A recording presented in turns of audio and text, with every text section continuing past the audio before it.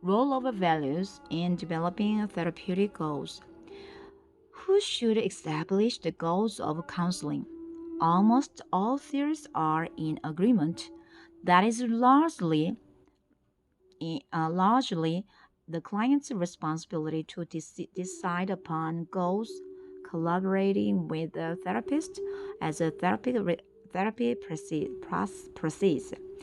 Counselors have general roles which are reflected in their behavior during the therapy session, in their observations of the client's behavior and interventions they make. The general goals of counselors must be congruent with the personal goals of the client. Setting goals is inextricably, uh, inextricably related to values. The client and counselor need to explore what they hope to obtain from the counseling relationship, whether they can work with each other, and whether their goals are compatible.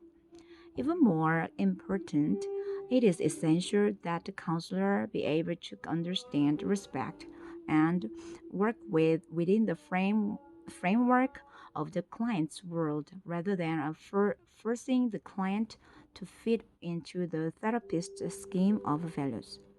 In my view, therapy ought to begin with an exploration of the client's expectations and goals. Clients initially tend to have vague ideas of what they expect hunting.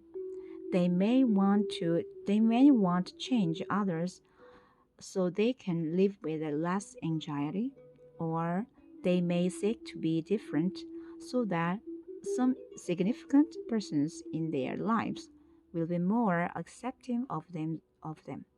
In some cases, clients have no goals. They are in the therapist's office simply because they were sent for counseling by their parents, probation officer, or teacher. So, what can a counselor begin? Where can a counselor begin? The initial interview can be used most productively to focus on the client's goals or lack of them. The therapist may begin by asking any of these questions.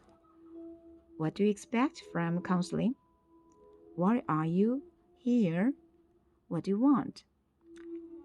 What do you hope to live with? How is what you are currently doing working for you?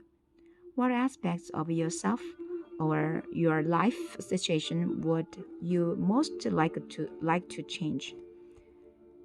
When a person seeks a counseling relationship with you, it is important to cooperatively discover what this person is expecting from the relationship. If you try to figure out in advance how to proceed with a client, you may be depriving the client of the opportunity to become an active partner in her or his or own therapy. Why is this person coming in for counseling? It is the client's place to decide on the goals of therapy. It is important to keep this focus in mind so that the client's agenda is addressed rather than agenda of your own.